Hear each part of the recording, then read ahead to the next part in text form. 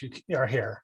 Whether you're a returning listener who's come back, thank you for that. I appreciate you taking that time and putting that trust in me.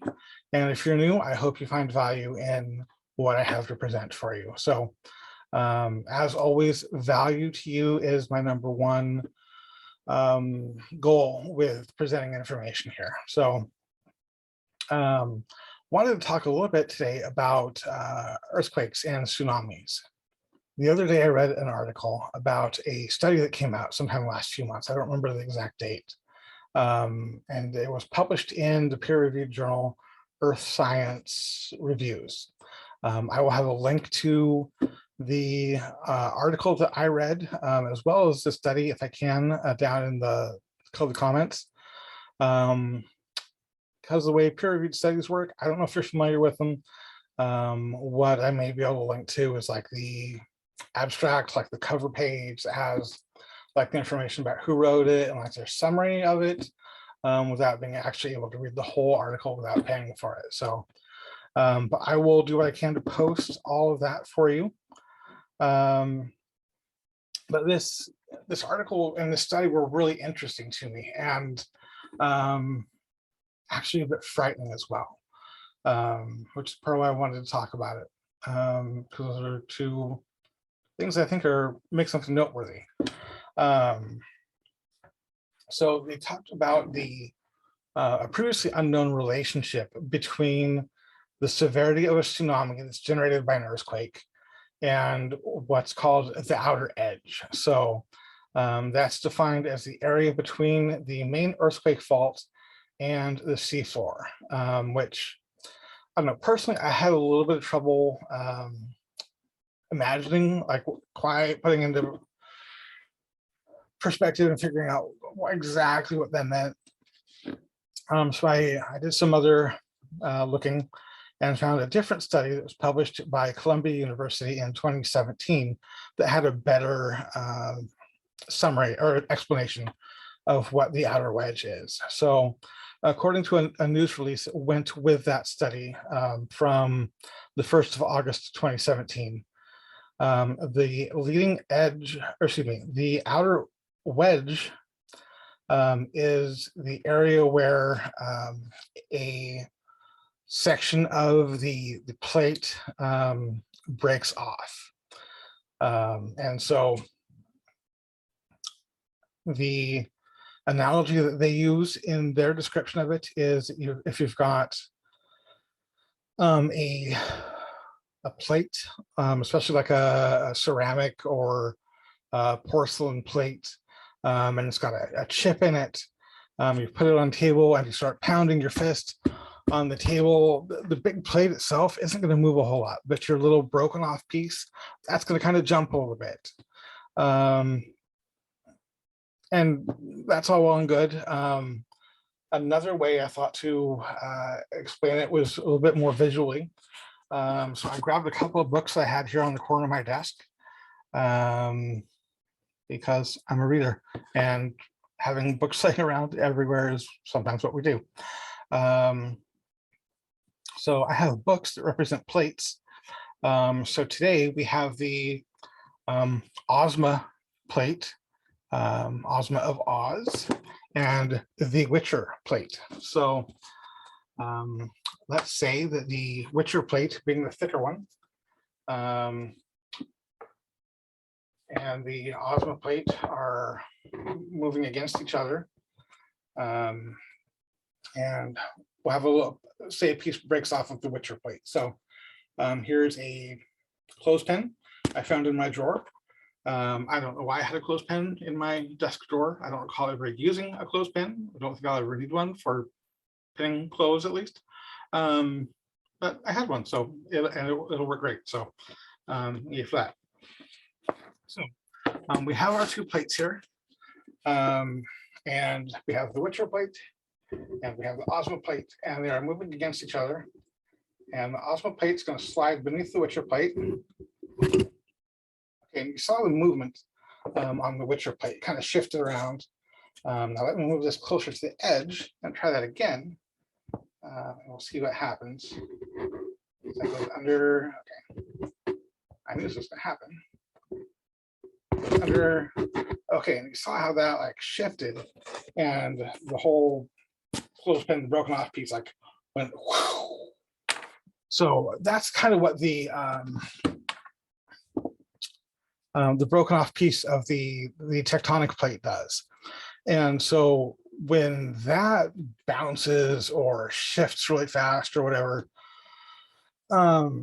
that's what often causes the actual tsunami, rather than just overall the plate movement itself, of the one plate shifting beneath the other, or sliding next to it, depending on what type of fault line you have. But generally the ones that are going to cause tsunamis are going to be the subduction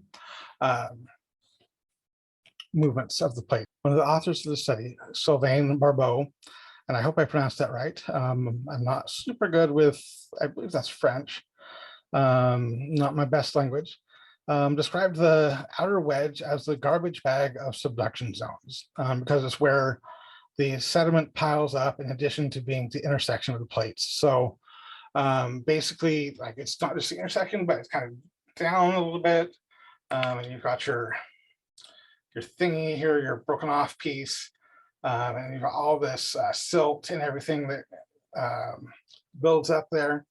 And so, you know, it's a mess. And so sometimes it can be really hard to identify what broken pieces you have.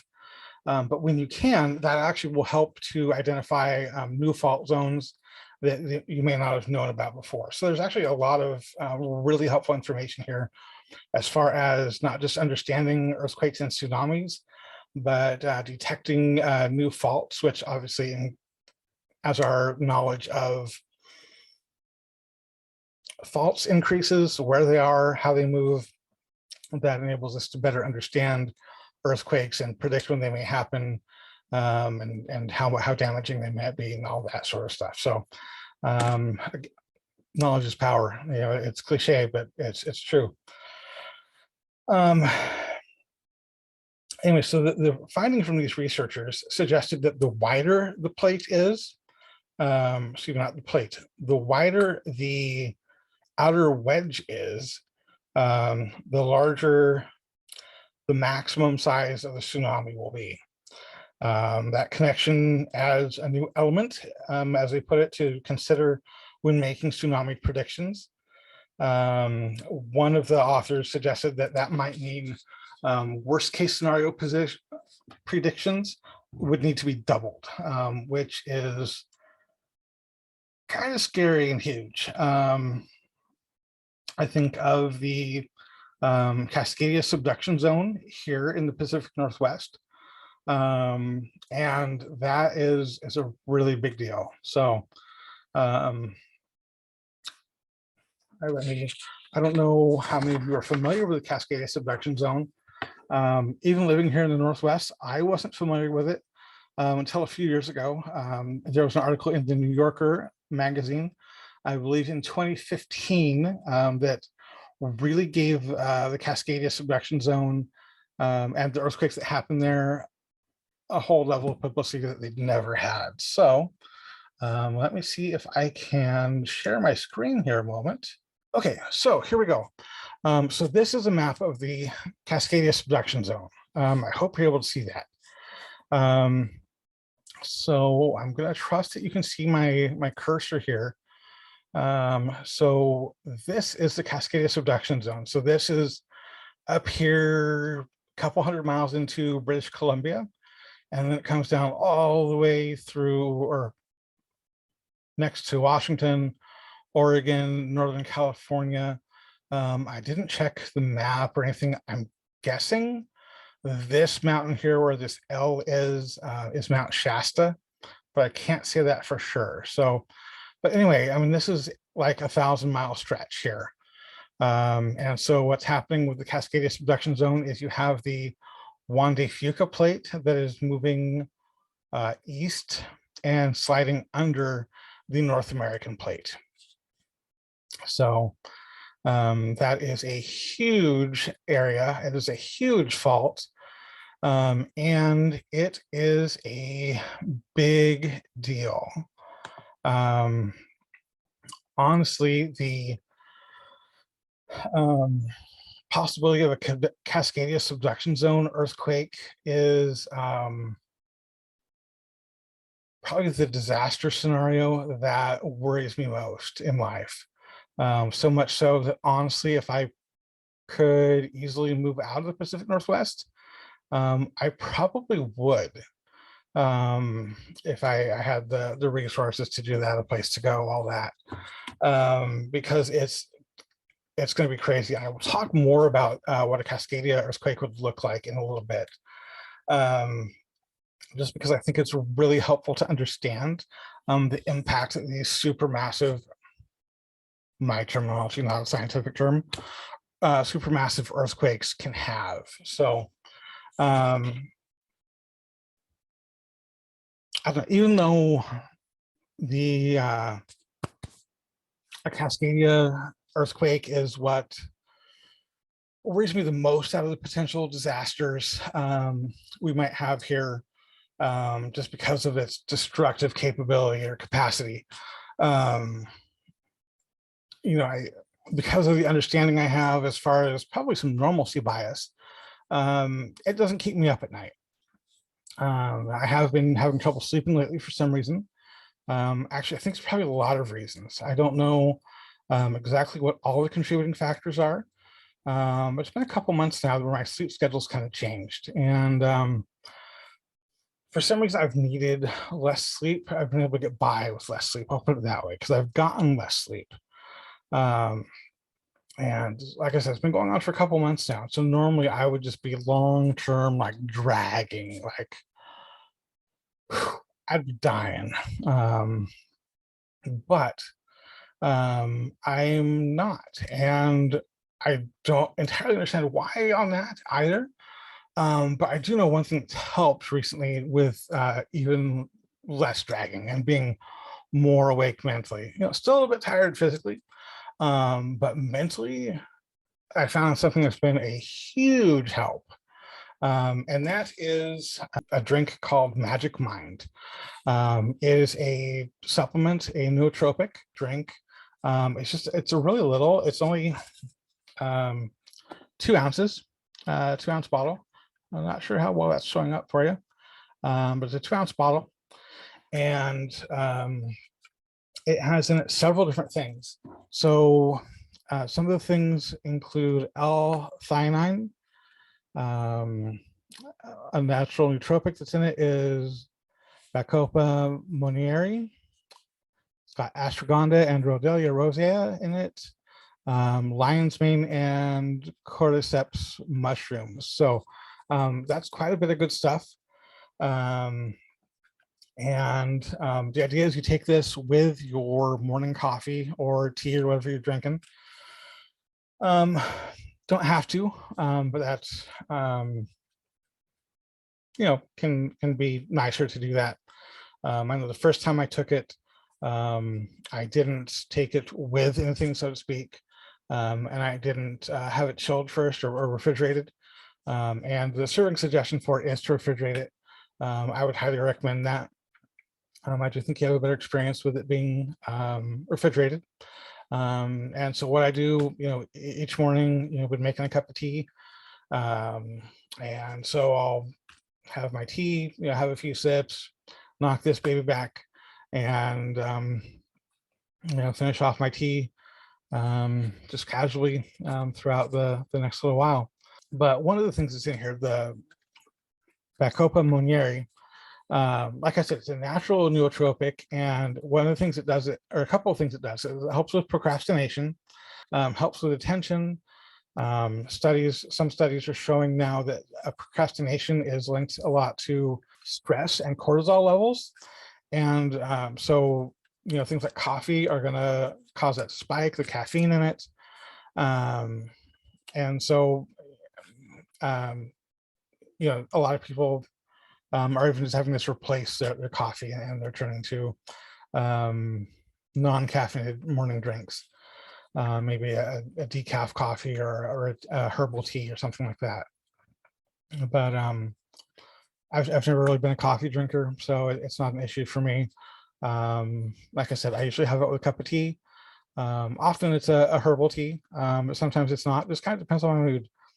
Um, but um, this has really been helping lately.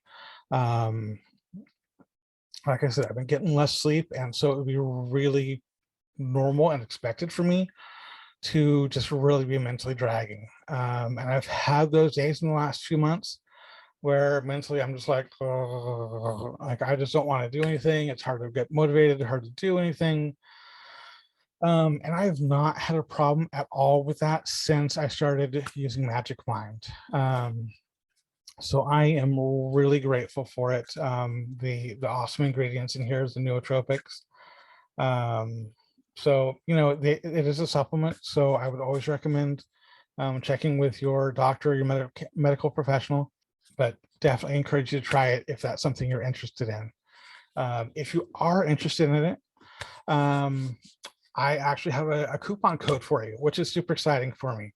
Kind of makes me feel a little bit like, hey, you've made it. So what you can do is you can go to magicmind.co. That's magicmind.co/LLPHP and enter code LLPHP20 at checkout. And that will get you 20% off of your first purchase. So that's a pretty good discount there. So if you're interested in trying it, I really encourage you to do so. Take advantage of that code for 20% off. I will have that information down in the description. There we go. I'll have that in the description as well. So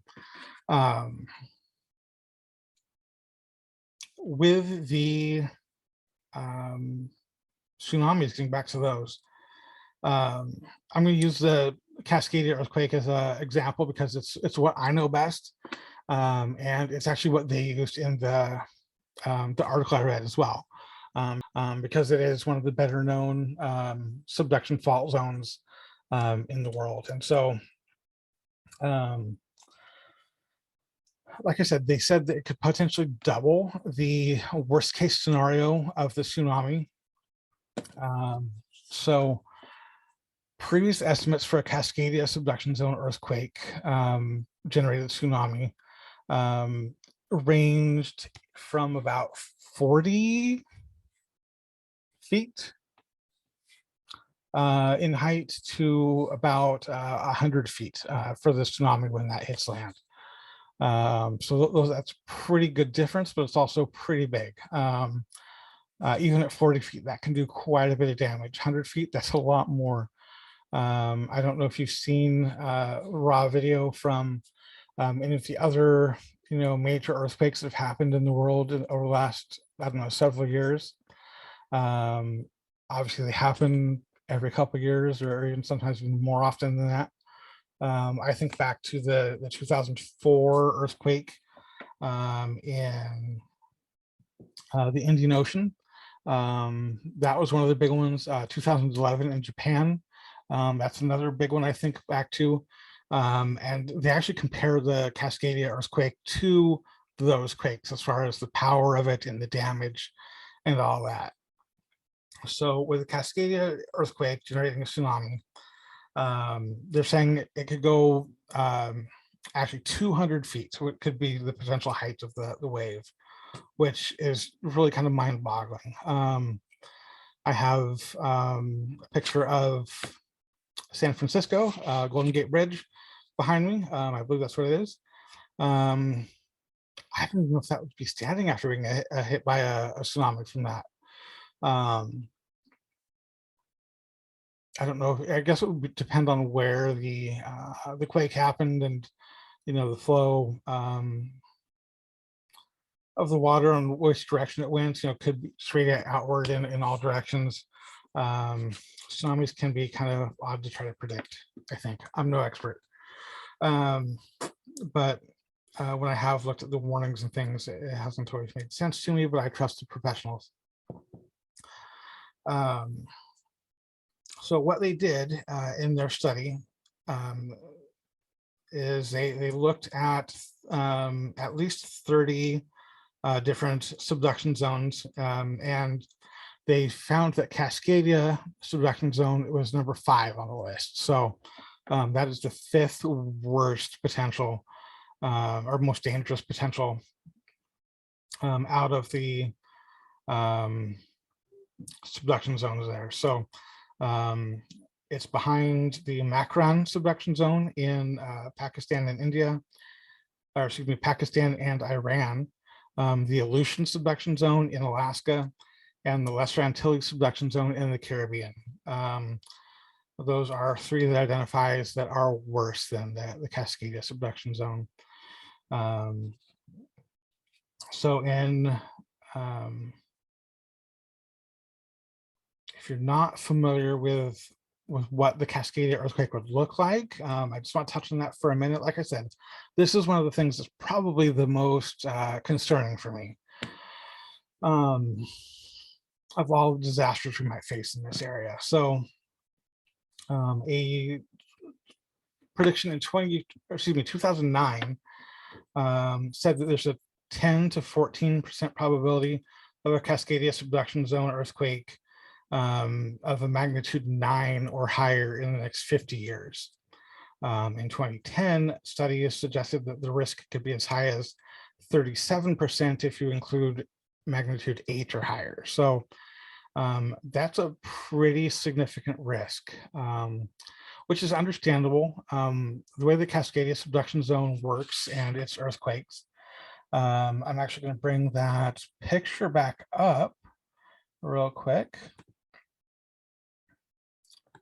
and show you again. Okay, so I don't know the exact place where they kind of define the line between north and south of the subduction zone fault here. If you're seeing my cursor here, I'm just kind of going halfway-ish. But with this particular fault zone, for whatever reason, there's 2 types of quakes that it can have. One is for what they call a full rip, which means that there's a quake along the entirety of the subduction zone. There also can be a rip across a partial rip just across the southern part. I've not seen anywhere in the literature anything about a partial rip just on the northern part of the zone. So I don't know why that is. If anybody knows the answer to that, I would love to hear that. So go ahead and put that down in the comments. So a full rip of the subduction zone is going to be a much more significant earthquake. That's when you're looking at probably over a 9. I think the worst case scenario projections I've seen are a 9.4 earthquake. If it's only a partial rip, just on the southern part, you could have something as low as like a 7.5, but it's still probably going to be probably an 8 or higher. So that's still a really significant earthquake. And they happen fairly often. Let's see if I have this statistic here.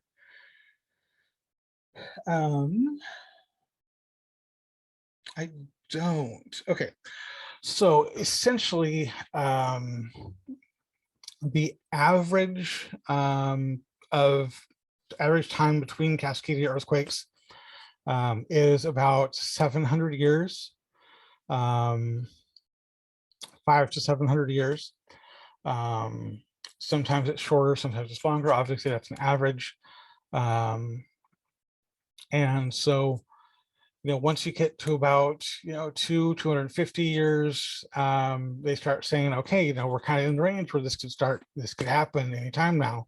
And then every year that goes by, the odds increase a little bit. So the last one that happened was, I don't have the exact date here, but it was the year 1700.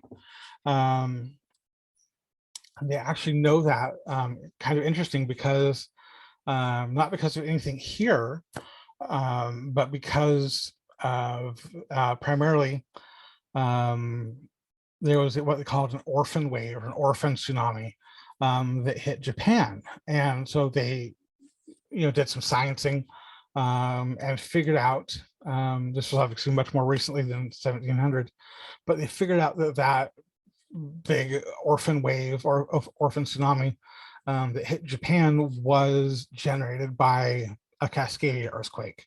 And so, like I said, that was in 1700. So that was the last one that we had. It is currently 2022, so we are 322 years into the time, or since the last Cascadia earthquake. So, with an average of 500 to 700 years, we're getting in there. It's not like people are like predicting it's going to happen tomorrow, but increasingly the odds are that it could. So this is a big deal. Just some statistics of kind of what that could look like when that happens. Unfortunately, because it's only been the last couple, I don't know, I'm being generous, last couple decades that we've really understood the Cascadia earthquakes. The Pacific Northwest has been sorely underprepared. And so when a Cascadia earthquake happens, and this is referring more to the worst case scenario, to a full rip, which is going to be at least a 9, potentially up to like a 9.4 on the Richter scale. It's going to shake for at least 2 minutes, probably, or at least 2 minutes, up to 4 or 5. Shaking, rolling along the coast. Obviously, as you come further inland, that's going to decrease the intensity of that shaking and rolling. If it generates a tsunami, it will take probably only about 15 minutes for that tsunami, depending on obviously how big the quake is, where the tsunami is generated, where the epicenter of the earthquake is, all of that. It's estimated it would probably take about 15 minutes for that tsunami to hit the west coast of the US. So that's not much time. Fortunately, a lot of the coastal communities have been doing a lot of outreach and education about tsunami preparedness, putting up signs for earthquake evacuation zones, what the area is where you need to evacuate versus not. With this study doubling the wave height potentially for a tsunami, they're going to have to look at those evacuation zones and expand those surely in order to try and make sure that they're keeping as many people safe as possible. Like I said, the Northwest is not very well prepared. Estimates from FEMA are that there would be about 13,000 fatalities and then another 27,000 people injured. That is a lot of people. Obviously that, is going to vary, again, depending on the intensity of the quake, where it hits, if it generates a tsunami, etc. But that's going to be a big deal, no matter what. It would make it the deadliest natural disaster in American and North American history. FEMA also estimates that 1 million people would be displaced, with another 2.5 million requiring food and water. Then they estimate that 1/3 of public safety workers will not report to work because of the disaster to help protect themselves and their loved ones. So because of various factors, we are already short on public safety people here, at least in Oregon. I don't know as much about some of the other areas in the Pacific Northwest, but if 1/3 of them aren't showing up and we're already shorthanded, that's going to be a big deal. There are a lot of misunderstandings out there, and I do want to take a minute to correct those. I've seen the claim multiple times that when a Cascadia earthquake happens and there's a tsunami, basically that tsunami is going to wash away everything, or destroy everything between the earthquake and the tsunami. Everything's going to be gone and devastated. As far east as either I-5 or the Cascade Mountains. That's not going to be the case. Yes, we're going to feel the impact of the earthquake, but it's not going to be quite that bad. And the tsunami is definitely not going to make it that far inland. It's not going to make it 100 miles inland, especially because we have the coast mountain range between here and there. So, but what they are estimating as well, that this didn't really get into, along with all of those people who would be without food and water, that will be displaced, is that they if you look at, again, I said earlier, they compare this to the earthquakes in Japan, the big earthquake in Japan in 2011, where the damage was done to the nuclear power plants, the 2004 Indonesia quake, that were just absolutely devastating. And that's really what they're expecting here. So they're saying it probably will be a few months for most people before there's even basic services, water, electricity, even before they really start getting restored for most people.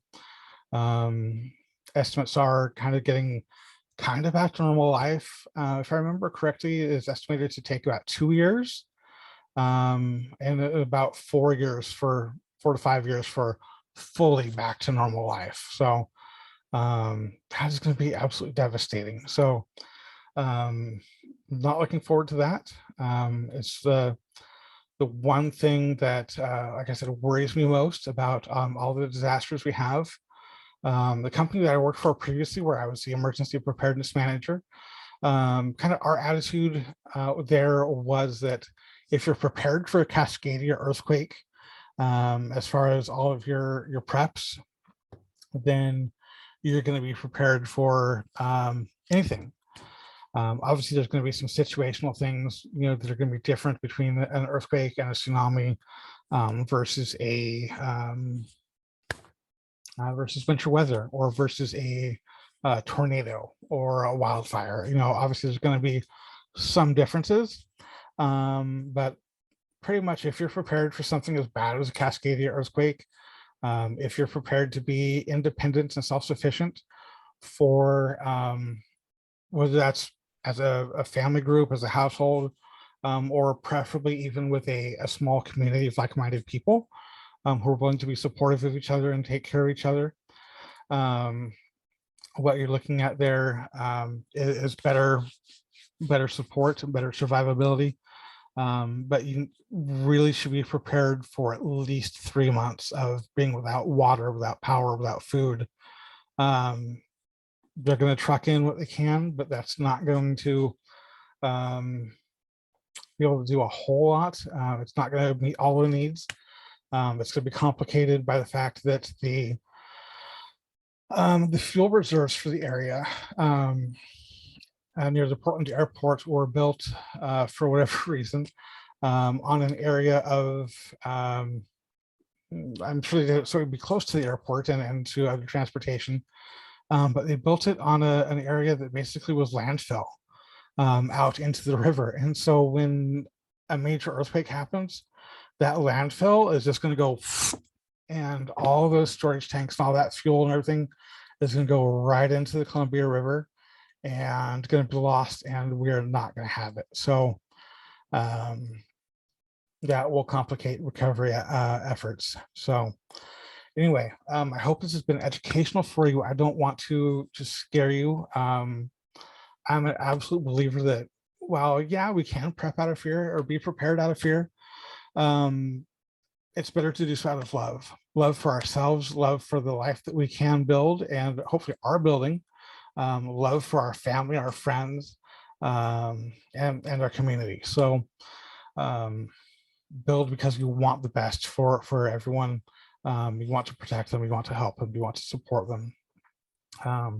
That should be why we prepare. That's why we educate ourselves. So again, I think that's it. Thank you so much for listening. I really appreciate it. Please leave any comments you have down in the comment section. I'd be happy to see those. I'm not sure what the next topic will be, but I will be back with that soon. Thank you for everyone, or to everyone who has helped support me and support the Life, Liberty, and Pursuit of Happiness project, both the podcast and the other parts of the business. Remember, you can go to www.llphp.org for the Life, Liberty, and Pursuit of Happiness website. And if you've enjoyed what you've been listening to, please go ahead and, depending on what platform you're on, like, share, subscribe, recommend, all that good stuff. Thank you. I appreciate it. I appreciate you. And I will send you on your way, sign off in love and liberty, and I will see you next time.